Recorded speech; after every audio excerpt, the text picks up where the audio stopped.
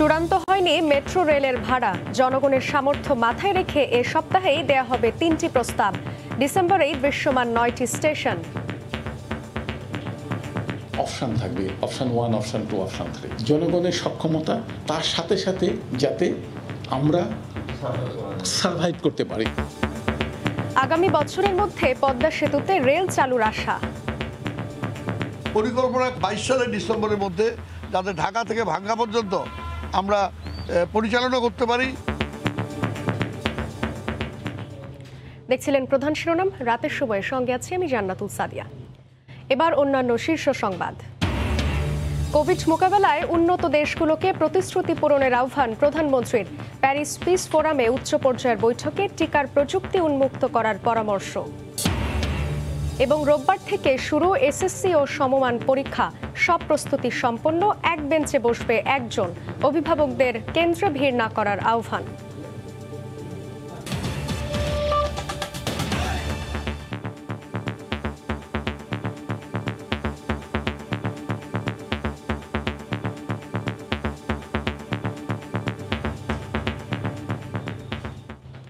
Metro রেলের ভাড়া নিয়ে নানা মহলে আলোচনা হলেও এখনও খসড়া চূড়ান্ত করেনি কর্তৃপক্ষ।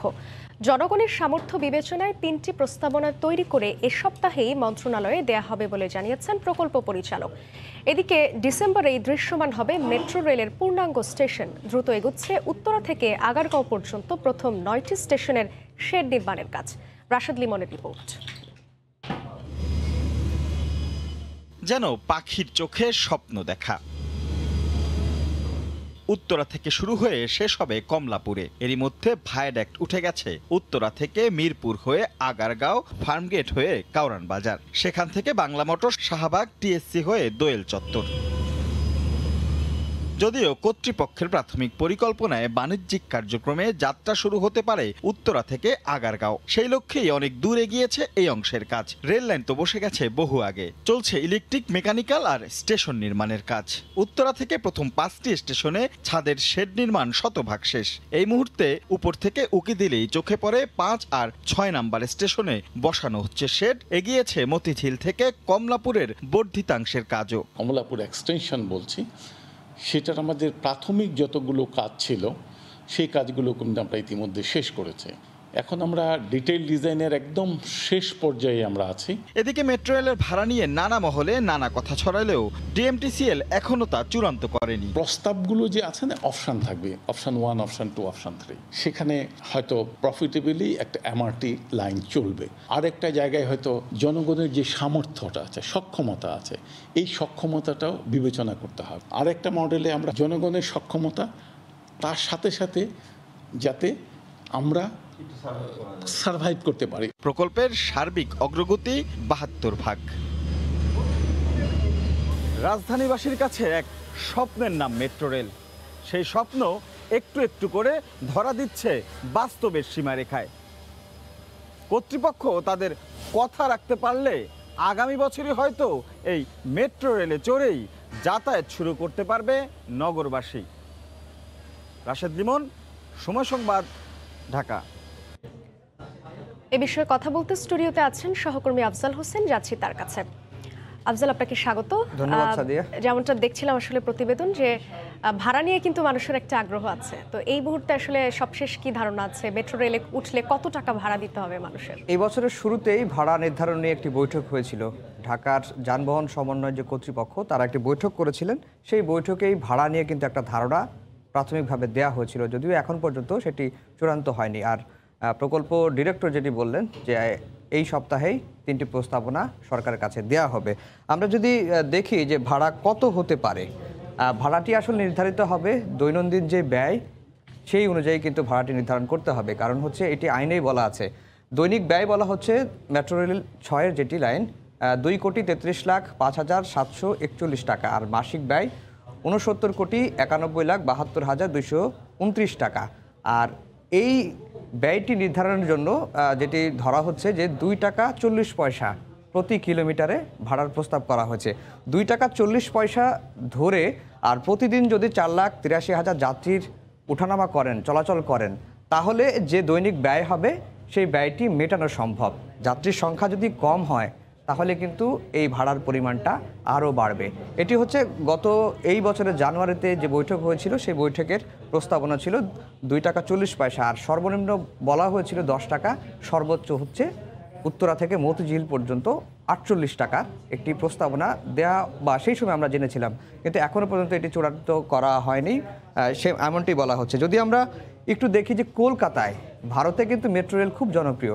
কলকাতায় আমরা দেখতে পাচ্ছিলাম যে কলকাতায় 16.5 কিলোমিটার মেট্রো রেলের ওরা ভাড়া নির্ধারণ করেছে হচ্ছে 65 রুপি, যা বাংলাদেশি টাকায় 75 টাকা আসে। আর যদি দিল্লির কথা বলি, দিল্লিতে 32 কিলোমিটার মেট্রো রেল রয়েছে, সেইখানে আমরা দেখতে পাচ্ছি যে ওরা ভাড়া নির্ধারণ করেছিল 115 টাকা, বাংলাদেশি টাকায় যেটি দাঁড়াচ্ছে 133 টাকা। সেই তুলনায় কিন্তু এই যে ভাড়ার পরিমাণ প্রতি কিলোমিটার 2 টাকা 40 পয়সা, এটি কিন্তু কম হবে।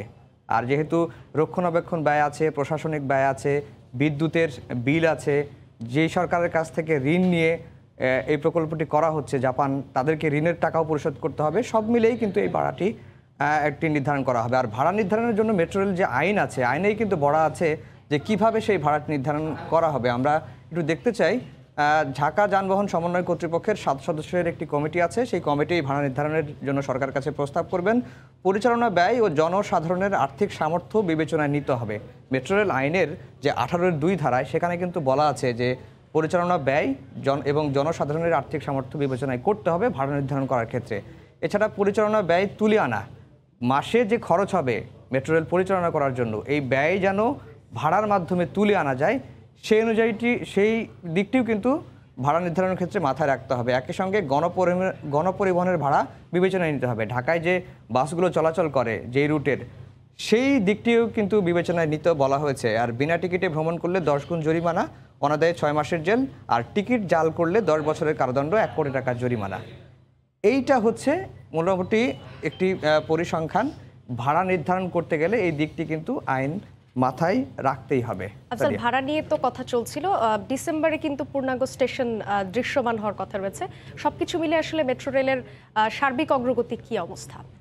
মেট্রো রেল MRTZ 6-এর যে কাজ চলছে উত্তরা থেকে মতিঝিল পর্যন্ত, এটার যদি অগ্রগতিটা আমরা দেখি তাহলে আমরা দেখতে পাচ্ছি যে উত্তরা থেকে আগারগাঁও পর্যন্ত এই অংশের প্রথম পর্যায়ের কাজ শেষ হয়েছে 89.6%, আর আগারগাঁও থেকে মতিঝিল অংশ 70.57%, ইলেকট্রিক্যাল এবং মেকানিক্যাল কাজ 67.01% কিন্তু শেষ হয়ে গেছে। আর প্রকল্পটির সার্বিক অগ্রগতি 72%। 20.1 কিলোমিটারের এই MRT6, যেটি বলা হচ্ছে যে আগামী বছরের মাঝামাঝি সময়ে যে আরও তিনটি বড় প্রকল্প, যেমন কর্ণফুলী টানেল বলেন, পদ্মা সেতু বলেন, আগামী বছর খুলে দেওয়ার কথা রয়েছে। এই উত্তরা থেকে আগারগাঁওয়ের এই পর্যায়ে বা এই প্রথম পর্যায়টুকু আগামী বছরেই খুলে দেওয়ার একটা কথাবার্তা চলছে এবং সেই অনুযায়ী কিন্তু কার্যক্রম এগিয়ে যাচ্ছে। সাদিয়া। আফজাল, মেট্রো রেল 6-এর MRT6-এর কথা বলছিলেন, আরও কিন্তু 5টি MRT লাইন আপ আছে, তো সেগুলোর এখনকার কি অবস্থা? আরও মোটামুটি 5টির কথা যদি বলি তাহলে মোট কিন্তু 129.91 কিলোমিটার মেট্রো রেল নির্মাণ করা হচ্ছে। যদি আমরা MRT6-এর কথাই বললাম, প্রথম পর্যায়ে উড়াল মেট্রো রেল, এটি হচ্ছে সমাপ্তিকাল 2024 ধরা হয়েছে পুরো প্রকল্প উত্তরা থেকে মতিঝিল পর্যন্ত। আর MRT লাইন 1-এর যেটা দ্বিতীয় পর্যায় উড়াল ও পাতাল, এই দুটি মাধ্যম দিয়ে হবে, সমাপ্তিকাল 2026 সাল। MRT লাইন 5 নর্দার্ন রুট দ্বিতীয় পর্যায় উড়াল ও পাতাল, সমাপ্তিকাল 2028। যদি বলা চলে যে মোট 129.901 কিলোমিটারের মধ্যে উড়াল হবে হচ্ছে 68.729 কিলোমিটার, আর পাতাল হবে 61.172 কিলোমিটার। হচ্ছে এই 6টি যে মেট্রো রেল প্রকল্প সেটির কিন্তু পুরো প্রকল্প ধরা হয়েছে। আর এই 6টি মেট্রো রেল প্রকল্পের মোট স্টেশন থাকবে হচ্ছে 105টি, এর মধ্যে 52টি হচ্ছে উড়াল এবং 53টি হচ্ছে এই পাতাল। আর এই প্রকল্পটি সবশেষ সমাপ্তিকাল ধরা হয়েছে 2030 সালের মধ্যেই কিন্তু 129.91 কিলোমিটারের এই মেট্রো রেল প্রকল্পের কার্যক্রম চলছে। যদিও MRT6-এর কার্যক্রম আমরা দেখেছি যে 89 কিছু বেশি কার্যক্রম কিন্তু সম্পন্ন করা হয়েছে। আর এই 6টি প্রকল্প শেষ হতেই কিন্তু 2030 সাল লাগবে, কারণ বেশ কিছু MRT লাইন 2-এর কথা যদি বলি, MRT লাইন 4-এর কথা বলে, এগুলো কিন্তু এখনও প্রাথমিক পর্যায়ে রয়েছে। ফিজিবিলিটি স্টাডিজ বলেন, তারপরে ডিজাইন ম্যাপিং বলেন, এই কার্যক্রমগুলো চলছে। মোট প্রকল্পটি শেষ হবে 2030 সালের মধ্যে। আর পদ্মা সেতুকে কেন্দ্র করে বা পদ্মা সেতুর এপার এবং ওপার মিলে রেল লাইন প্রকল্পের কার্যক্রম চলছে সেই বিষয়টি নিয়ে আমাদের সহকর্মী নাসিরউদ্দিন উজ্জ্বল একটি রিপোর্ট পাঠিয়েছেন, আমরা এখন সেই রিপোর্টটি দেখব। পদ্মা সেতুর রেল লিঙ্ক প্রকল্পে বিশেষ গুরুত্ব দেওয়া হচ্ছে ঢাকাকে। সেতুর দুই প্রান্তে এই রেল লিঙ্ক প্রকল্পে রাজধানীকে যুক্ত করে রেল সার্ভিস চালু করা গেলেই প্রকৃত সেবা পাওয়া যাবে বলে মনে করছেন সংশ্লিষ্টরা। তাই মাওয়া ভাঙা রেলপথ তৈরির সাথে ঢাকা মাওয়া রেলপথ অংশ মান ঠিক রেখে সম্পন্ন করতে সারাক্ষণ কাজ চলছে। কর্তৃপক্ষ জানিয়েছে ঢাকা থেকে মাওয়া অংশের অগ্রগতি প্রায় ৪৫%, আর মাওয়া থেকে ভাঙার অগ্রগতি ৭৩%-এর বেশি। ঢাকা থেকে যশোর পর্যন্ত ১৭২ কিলোমিটার দীর্ঘ এই রেলপথ প্রকল্পের মেয়াদ ২০২৪ সাল পর্যন্ত হলেও ঢাকা থেকে পদ্মা সেতু হয়ে ভাঙা পর্যন্ত রেল নেটওয়ার্ক ২০২২ সালের ডিসেম্বরের মধ্যে চালু করার লক্ষ্যে কাজ চলছে। স্টেশনের কাজ অনেকটা শেষের পথে, শুধু আমাদের সাসপেন্ডেড প্ল্যাটফর্মের আমরা ফাউন্ডেশন করছি। ফাউন্ডেশন করে ওইদিকে আমাদের পিছনে অলরেডি মেন প্ল্যাটফর্মের কাজ শুরু হয়েছে। স্টেশন বিল্ডিং আছে, গ্যাংঘাট আছে এবং রেল স্টেশন হবে এখানে। মানসম্মতভাবে কাজটা শেষ করা যায়, এই জন্য আমরা সার্বক্ষণিক চেষ্টা করতেছি। রেল সংযোগ সেতুতে পাথরবিহীন রেল লাইন সহ তৈরি হচ্ছে অত্যাধুনিক রেল স্টেশনও। দায়িত্বশীলরা জানিয়েছেন ঢাকা থেকে পদ্মা সেতু অতিক্রম করে সরাসরি রেল চালুর বিষয়ে গুরুত্ব দেওয়া হচ্ছে। পদ্মা সেতুটা হলে আমরা একসাথে করতে চাচ্ছি, যদি না হয় তাহলে পদ্মা সেতুটা হওয়ার পরে বাকিটা আমরা ঠিক করে নেব। পরিকল্পনা ২২ সালের ডিসেম্বরের মধ্যে যাতে ঢাকা থেকে ভাঙ্গা পর্যন্ত আমরা পরিচালনা করতে পারি। এই প্রকল্পের নির্মাণ প্রতিষ্ঠান চায়না রেলওয়ে ইঞ্জিনিয়ারিং কর্পোরেশন। নির্মাণ পরামর্শক হিসেবে কাজ করছে বাংলাদেশ সেনাবাহিনী। রাজধানী ঢাকা থেকে ফরিদপুরের ভাঙা পর্যন্ত ৭৭ কিলোমিটার জুড়ে রেল নেটওয়ার্ক তৈরিতে চলছে এখন এমন কর্মযজ্ঞ। মুন্সিগঞ্জের মাওয়া থেকে নাসিরউদ্দিন উজ্জ্বল, সময় সংবাদ। সাদিয়া। আফজাল্লাহ, ঢাকাকে পদ্মা সেতুর দুই প্রান্তে এই প্রকল্পের সাথে কিন্তু যুক্ত করার একটা প্রয়াস চলছে, তো এই রেল লিঙ্ক প্রকল্পের আসলে সবশেষ কি অবস্থা? সবশেষের অগ্রগতি আমরা এখানেই দেখি। ঢাকা থেকে যশোর মোট প্রকল্প আর কি, ঢাকা থেকে যশোর মোট প্রকল্পর যেটি আমরা দেখতে পাচ্ছি রেলপথ নির্মাণ করা হচ্ছে ১৭২ কিলোমিটার, সার্বিক অগ্রগতি ৪৬%, আর প্রকল্পের মেয়াদ ২০২৪ সাল পর্যন্ত। এর মধ্যে সবচেয়ে বেশি গুরুত্ব যেটি দেওয়া হচ্ছে ঢাকা থেকে মাওয়া এই অংশটুকুর যেন রেল লাইনটি রেলপথটি আগে নির্মাণ করা হয় সেটির কিন্তু কর্মযজ্ঞ বেশি, এবং এই প্রকল্পের ঢাকা থেকে মাওয়া রেলপথ নির্মাণ প্রকল্পের অগ্রগতি ৪৫%, আর মাওয়া থেকে ভাঙা এই অংশের অগ্রগতি ৭৩%। রেলপথ মন্ত্রী যেটি বললেন, রিপোর্টে আমরা যেটি দেখলাম যে ঢাকা থেকে ভাঙা এই অংশটুকুর রেলপথ প্রায় ৭৭ কিলোমিটার, এটি যেন বা এই ৭৭ কিলোমিটার যেন পদ্মা সেতু চালু হওয়ার সময় যেন ঢাকার সঙ্গে পদ্মা সেতু হয়ে ভাঙা পর্যন্ত মানুষ যেতে পারে, সেটার জন্যই তারা তৎপরতা চালাচ্ছে। আর যেটি বলা চলে যে এই প্রকল্প ঘিরেই কিন্তু মানুষের যে স্বপ্ন সেটি এখন আশার আলো দেখাচ্ছে, বা মেট্রো রেল বলেন আর ঢাকা পদ্মা সেতু ঘিরে রেলপথের অগ্রগতি বলেন, এই অগ্রগতির দিকেই কিন্তু মানুষ এখন তাকিয়ে আছে। সাদিয়া। ধন্যবাদ আফজাল। এই যে পদ্মা সেতু ঘিরে রেলপথের অগ্রগতি আসলে পুরোদমে কাজ চলছে, আমরা সেটা দেখতেই পাচ্ছি, খুব শিগগিরই হয়তো কাজ শেষ হবে। ধন্যবাদ আফজাল আমাদের সঙ্গে যুক্ত হওয়ার জন্য। দর্শক, মেট্রো রেলের সবশেষ কর্মসূচি নিয়ে জানাতে আমাদের সঙ্গে স্টুডিও থেকে যুক্ত ছিলেন সহকর্মী আফজাল হোসেন। যাচ্ছি পরের খবরে। কোভিড সংকট মোকাবেলায় উন্নত দেশগুলোকে প্রতিশ্রুতি পূরণের আহ্বান জানিয়েছেন প্রধানমন্ত্রী শেখ হাসিনা। শুক্রবার প্যারিস পিস ফোরামে উচ্চ পর্যায়ের বৈঠকে বক্তব্য রাখেন সরকার প্রধান।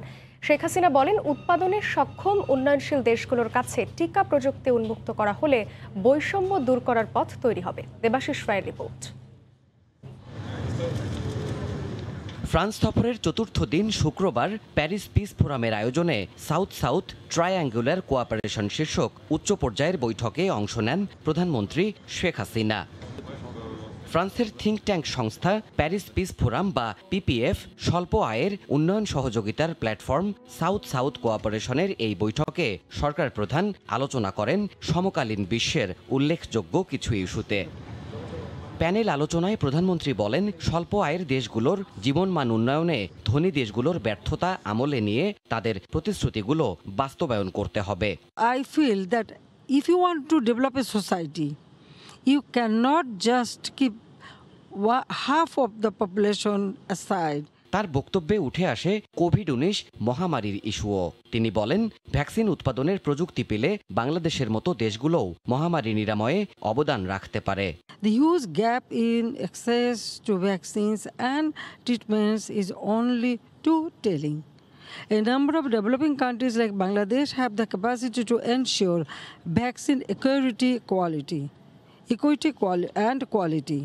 We need support with technical know-how or trips waiver to go into large-scale vaccine production for sharing vaccines with the rest of the world. বিশ্বের বিভিন্ন চ্যালেঞ্জের প্রযুক্তিগত সমাধানের প্ল্যাটফর্ম হিসেবে কাজ করতে বাংলাদেশে একটি নলেজ সেন্টার স্থাপনে বিশ্ব সম্প্রদায়ের সমর্থন প্রত্যাশা করেন প্রধানমন্ত্রী।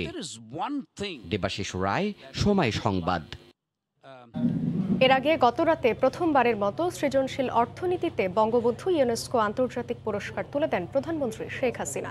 নিজ হাতে উগান্ডার বিজয়ী উদ্যোক্তা প্রতিষ্ঠান মোটিভ ক্রিয়েশনসের হাতে পুরস্কার তুলে দেন তিনি। ফ্রান্স থেকে আরও জানাচ্ছেন লুৎফুর রহমান বাবু। শেখ মুজিবুর রহমান। জাতির পিতার জন্মশতবার্ষিকী উপলক্ষে গেল বছর ইউনেস্কোর সঙ্গে যৌথভাবে বাংলাদেশ প্রবর্তন করে UNESCO Bangladesh Bangabandhu Sheikh Mujibur Rahman international prize for creative economy. জাতিসংঘের অন্যতম সংস্থা ইউনেস্কোর সদর দপ্তর প্যারিসে বৃহস্পতিবার রাতে ঘটা করে এই পুরস্কার বিতরণী অনুষ্ঠানের আয়োজন করা হয়, যেখানে উপস্থিত ছিলেন প্রধানমন্ত্রী শেখ হাসিনা ও তার ছোট বোন শেখ রেহানা। সৃজনশীল অর্থনীতিতে বিশেষ অবদানের জন্য প্রথমবার বিশ্বের ৬৯টি প্রতিষ্ঠানের মধ্য থেকে এই পুরস্কার জিতে নেয় উগান্ডার উদ্যোক্তা প্রতিষ্ঠান মোটিভ ক্রিয়েশনস লিমিটেড। বিজয়ীর কাছে নিজ হাতে এই আন্তর্জাতিক পুরস্কার তুলে দেন বঙ্গবন্ধু কন্যা। অনুষ্ঠানে উপস্থিত ছিলেন ইউনেস্কো মহাসচিব অদ্রে অজুল সহ দেশ বিদেশের অন্তত কয়েকশো বিশিষ্টজন। প্রধানমন্ত্রী বলেন, এর মাধ্যমে ইউনেস্কোর সঙ্গে আবারও নতুন বন্ধনে জড়ালো বাংলাদেশ। আমরা এখন আমাদের সীমিত সামর্থ্য দিয়ে বিশ্ব সম্প্রদায়ের উন্নতির জন্য আর্থসামাজিক উন্নয়ন এবং প্রযুক্তিগত অগ্রগতিতে অবদান রাখতে চাই। তিনি জানান, যুবকদের অগ্রাধিকার দিয়ে ইউনেস্কোর অবদান আরও সম্প্রসারিত করবে এই পুরস্কার। আমরা বিশ্বাস করি যে সৃজনশীল অর্থনীতিতে বিনিয়োগের ফলে আর্থসামাজিক উন্নয়ন এবং প্রযুক্তিগত অগ্রগতির সম্মিলিত লক্ষ্য পূরণ সম্ভব। প্রতি ২ বছর পরপর এই পুরস্কার দেয়া হবে। সম্মানের পাশাপাশি বিজয়ীকে দেয়া হবে $৫০,০০০। প্রথমবারের মতো আন্তর্জাতিক কোনো পরিমণ্ডলে জাতির জনক বঙ্গবন্ধু শেখ মুজিবুর রহমানের নামে প্রবর্তিত পুরস্কার তুলে দিলেন তারই কন্যা প্রধানমন্ত্রী শেখ হাসিনা। এ সময় প্রধানমন্ত্রী তার ভাষণে বাঙালি জাতির স্বাধীনতা সংগ্রামের যে স্বপ্ন রচনা করে গেছিলেন জাতির জনক বঙ্গবন্ধু শেখ মুজিবুর রহমান, তিনি তা তুলে ধরেন। প্যারিসের ইউনেস্কো সদর দপ্তরের সামনে থেকে মোহাম্মদ লুৎফুর রহমান বাবু, সময় সংবাদ। প্রধানমন্ত্রী শেখ হাসিনার ফ্রান্স সফরের সবশেষ খবর জানাতে এই মুহূর্তে প্যারিসে আছেন সহকর্মী লুৎফুর রহমান বাবু। বিস্তারিত জানতে সরাসরি যাচ্ছি তার কাছে। লুৎফুর,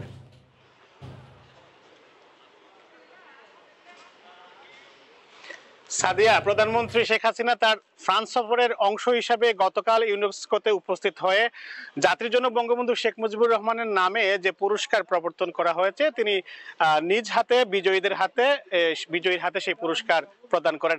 আজকে কিছুক্ষণের মধ্যেই প্রধানমন্ত্রী শেখ হাসিনা ইউনেস্কোতে উপস্থিত হওয়ার কথা রয়েছে। ইউনেস্কোর ৭৫তম বার্ষিকীর আনুষ্ঠানিক উদ্বোধনী অনুষ্ঠানে তিনি যোগদান করবেন এবং সেখানে তার বক্তব্য প্রদানের কথা রয়েছে। সেই আনুষ্ঠানিক উদ্বোধনে যোগদানের জন্য বাংলাদেশের পাশাপাশি ইউনেস্কোর সদস্য অন্যান্য যে রাষ্ট্র রয়েছে, সেই রাষ্ট্রের বিভিন্ন প্রতিনিধিরা এখন কিন্তু ইউনেস্কোতে প্রবেশ করছেন। সেই সাথে ইউনেস্কোর সাথে যারা যুক্ত রয়েছেন তারাও প্রবেশ করছেন এবং আমরা যেটি দেখতে পাচ্ছি, এই অনুষ্ঠানকে ঘিরে পুরো এই ইউনেস্কোর আশেপাশে কিন্তু নিরাপত্তার চাদরে মোটামুটি ঢেকে দেওয়া হয়েছে, সেটি বলা চলে। আমরা হয়তো বা কিছুক্ষণের মধ্যে প্রধানমন্ত্রী শেখ হাসিনাকে দেখতে পারবো যে তিনি ইউনেস্কোতে প্রবেশ করেছেন। প্রধানমন্ত্রীর সফরের অংশ হিসাবে তিনি আজকে বেশ কিছু কর্মসূচিতে অংশগ্রহণ করেন। পিচ ফোরামে তিনি অংশগ্রহণ করেছেন। তার পাশাপাশি সাউথ সাউথ ট্রায়াঙ্গুলার কোঅপারেশন শীর্ষক উচ্চ পর্যায়ের একটি প্যানেল আলোচনায় সেখানেও তিনি অংশগ্রহণ করেন। এবং আমরা যেটি দেখেছি যে গতকাল প্রধানমন্ত্রী এই যে পুরস্কারটি যখন তুলে দেন, তখন কিন্তু বাংলাদেশের যে স্বপ্নদ্রষ্টা যিনি বাংলাদেশের মুক্তি সংগ্রামের কথা বলেছিলেন, স্বাধীনতার কথা বলেছিলেন, বঙ্গবন্ধু জাতির জনকের সেই স্বপ্নের কথা কিন্তু ইউনেস্কোতে উপস্থিত হয়ে তিনি তার বক্তব্যে তুলে ধরেন। পাশাপাশি ইউনেস্কো সহ অন্যান্য যারা এই পুরস্কার প্রবর্তন করেছিল তাদেরকে তিনি ধন্যবাদ জানান এবং বাংলাদেশ যে অগ্রগতিতে এগিয়ে যাচ্ছে, বাংলাদেশ যে দুর্বার গতিতে এগিয়ে যাচ্ছে সেই বিষয়গুলো তিনি তার বক্তব্যে তুলে ধরেন এবং বাংলাদেশ বিশেষ করে নারী শিক্ষার যে অগ্রগতি সেটিও কিন্তু তার সেই বক্তব্যে সেখানে তিনি তুলে ধরেন। এবং পাশাপাশি আমরা আরেকটি বিষয় এখানে দেখেছি যে বাংলাদেশে যে ঝরে পড়া রোদ হয়েছে সেটিও আমরা তার সেই আলোচনায় আমরা দেখতে পেয়েছি এবং নারী শিক্ষার বিষয়টিও কিন্তু আমরা সেখানে দেখতে পেয়েছি। তো প্রধানমন্ত্রী শেখ হাসিনা আজকে কিছুক্ষণের মধ্যে যে ইউনেস্কোতে এসে উপস্থিত হবেন তার উদ্বোধনী অনুষ্ঠানে এবং আজ স্থানীয় সময় রাত 10টায় তার সমাপনী অনুষ্ঠান হবে এবং সেখানেও তার থাকার কথা রয়েছে। তো ইউনেস্কোর সদর দপ্তরের সামনে থেকে সাদিয়া এই ছিল এখন পর্যন্ত আমার কাছে সর্বশেষ। প্রধানমন্ত্রী শেখ হাসিনার ফ্রান্স সফরের সবশেষ খবর জানাতে প্যারিস থেকে আমাদের সঙ্গে যুক্ত ছিলেন সহকর্মী লুৎফুর রহমান বাবু। দ্বিতীয় ধাপের ইউপি নির্বাচনের দিন সহিংসতায় প্রাণহানির ঘটনায় দুঃখ প্রকাশ করেছেন আওয়ামী লীগ সাধারণ সম্পাদক ওবায়দুল কাদের। পরবর্তীতে এমন ঘটনা এড়ানোর জন্য সংশ্লিষ্ট সব পক্ষকে সতর্ক থাকার নির্দেশ দেন তিনি। সকালে তার সরকারি বাসভবনে সাংবাদিকদের সঙ্গে ব্রিফিংকালে একথা বলেন ওবায়দুল কাদের।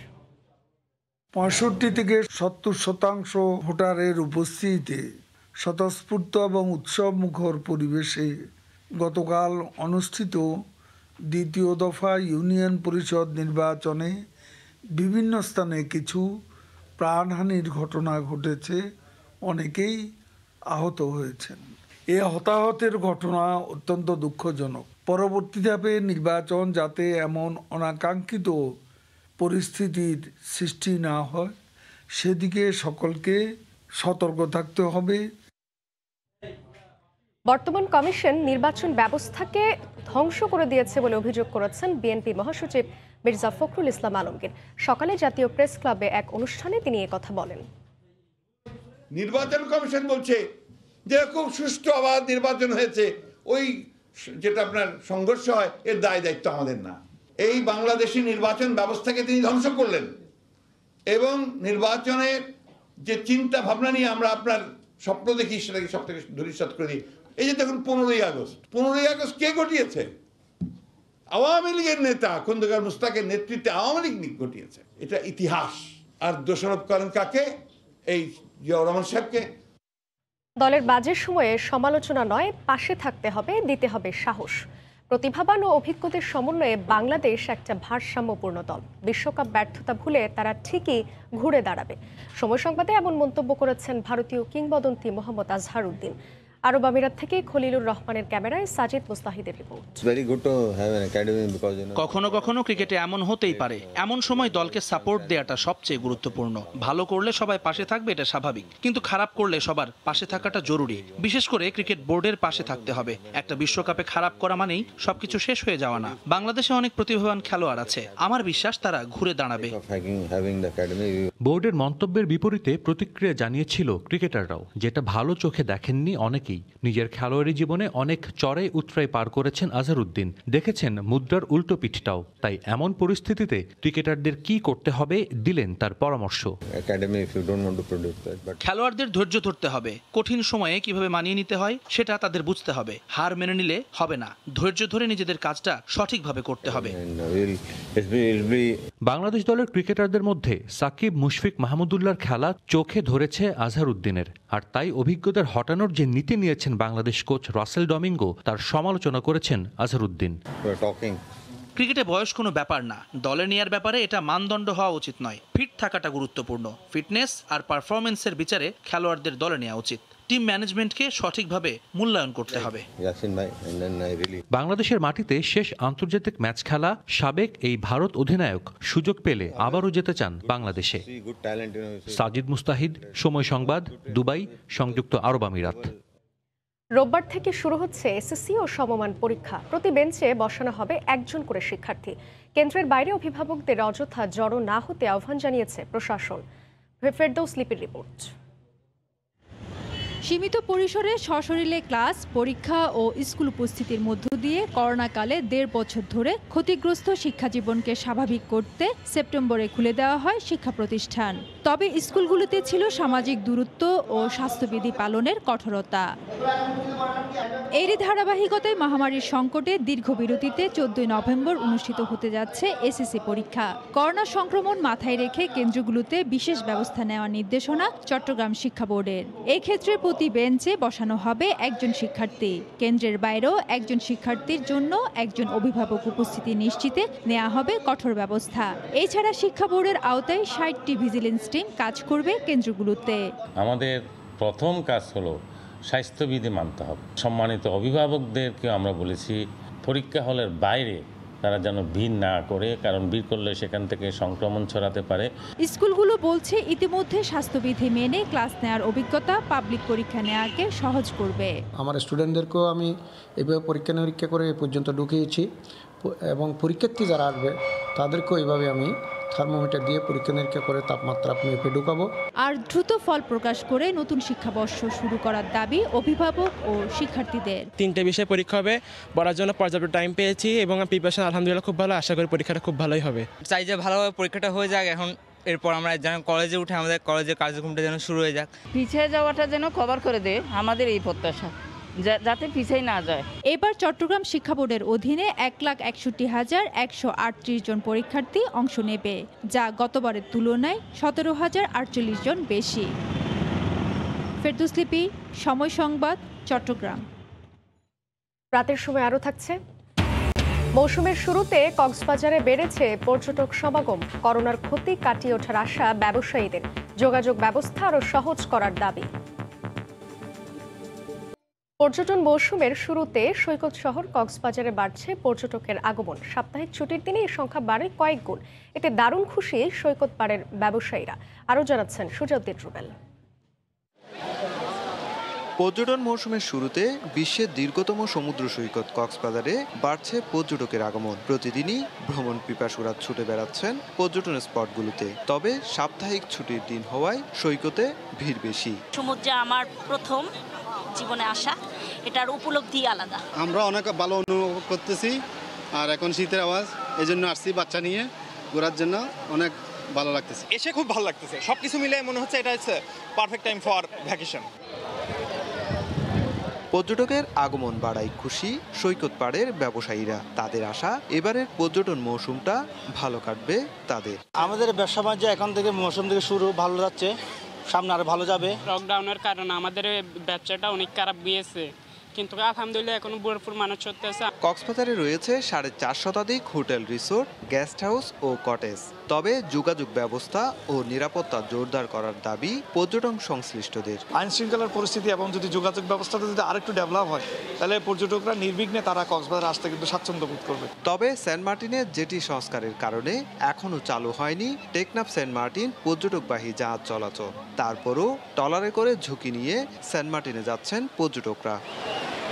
সুজাউদ্দিন রুবেল, সময় সংবাদ, কক্সবাজার। দেশের বাইরের খবর। যুক্তরাজ্যে কারাগারেই বিয়ের অনুমতি পেলেন উইকিলিক্স প্রতিষ্ঠাতা জুলিয়ান অ্যাসাঞ্জ। দীর্ঘদিনের সঙ্গী স্টেলা মরিসকে বিয়ে করতে যাচ্ছেন তিনি। 2011 সাল থেকে পরিচয়, তারপর প্রেম। ইকুয়েডর দূতাবাসে থাকাকালীন প্রায় প্রতিদিনই জুলিয়ানকে দেখতে যেতেন স্টেলা। সে সময় জুলিয়ানের আইনজীবী হিসেবে কাজ করছিলেন তিনি। বলা যায় জুলিয়ানের সব সুখ দুঃখের সঙ্গে স্টেলা। এর 2 বছর পর বাগদান সম্পন্ন হয় তাদের। নিজের মুখেই এক সাক্ষাৎকারে এসব জানিয়েছিলেন স্টেলা মরিস। এবার বিয়ের পিঁড়িতে বসতে চলেছেন তারা। বর্তমানে যুক্তরাজ্যের বেলমার্শ কারাগারে বন্দী রয়েছেন উইকিলিক্স প্রতিষ্ঠাতা জুলিয়ান অ্যাসাঞ্জ। সেখানেই বিয়ের কাজ সম্পন্ন করবেন জুলিয়ান স্টেলা। সম্প্রতি কারাগারে বিয়ের অনুমতি চেয়ে কারা গভর্নরের কাছে অনুমতি চেয়েছিলেন 50 বছর বয়সী জুলিয়ান। অন্য সব সাধারণ কয়েদিদের মতোই তার বিয়ের বিষয়টি আমলে নেন কারা কর্তৃপক্ষ। কোনো ধরনের আনুষ্ঠানিকতা ছাড়াই কারাগারে নিজ খরচে বিয়ে করতে পারবেন তিনি। মার্কিন গোপন নথি ফাঁস করে রীতিমতো হইচই ফেলে দিয়েছিলেন জুলিয়ান অ্যাসাঞ্জ। এরপর যুক্তরাষ্ট্রে প্রচলিত গুপ্তচর বৃত্তি আইনে মামলা করা হয় তার বিরুদ্ধে। 2012 সাল থেকে ইকুয়েডর দূতাবাসের আশ্রয়ে ছিলেন তিনি। এরপর 2019 সালে জামিনের শর্ত ভঙ্গে তাকে গ্রেফতার করে যুক্তরাজ্য পুলিশ। তখন থেকেই বেলমার্শ কারাগারে বন্দী জুলিয়ান। রাইসা জান্নাত, সময় সংবাদ। এ পর্যায়ে শীর্ষ সংবাদ জানিয়ে দিচ্ছি আরেকবার। চূড়ান্ত হয়নি মেট্রো রেলের ভাড়া। জনগণের সামর্থ্য বিবেচনায় এ সপ্তাহেই 3 প্রস্তাব। আগামী বছরের মধ্যেই পদ্মা সেতুতে রেল চালুর আশা।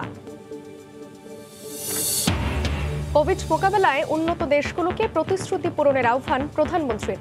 প্যারিস পিস ফোরামে উচ্চ পর্যায়ের বৈঠকে টিকার প্রযুক্তি উন্মুক্ত করার পরামর্শ। এ ছিল রাতের সময়। সঙ্গে থাকুন সময়।